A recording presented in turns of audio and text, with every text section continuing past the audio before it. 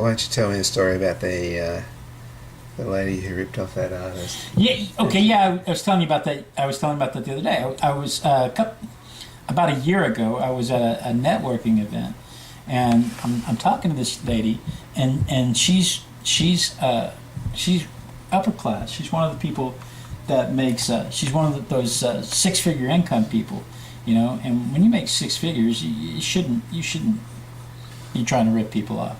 But this lady was telling me about a piece of artwork that she loved, and she just absolutely loved it. And she went to find out how much it cost, and it was $12,000.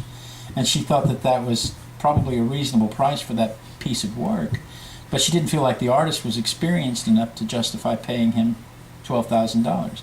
And so it wasn't because she felt like the work was bad. She didn't want to pay $12,000 to him because she didn't feel like he was experienced enough to justify that amount of money. And so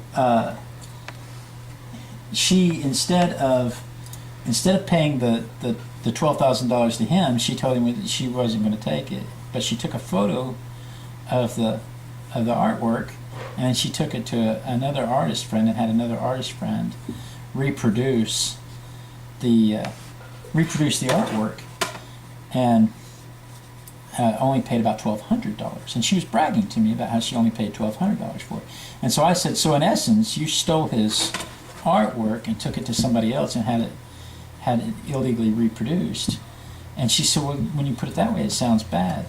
And I said, well, you're in software development.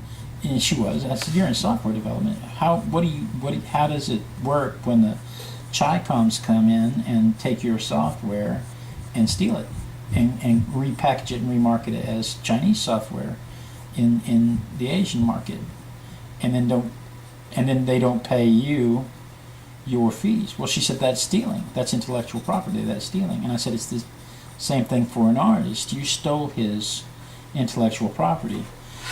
And she said, well, I never thought about it that way. But you know, she never spoke to me again. She was fine. She was happy to brag about it until somebody pointed out to her that she had stolen from this artist. Yeah. And she didn't like being called out on it. I guess a lot of people don't, do they? And I've seen her several times since then, and she won't talk to me.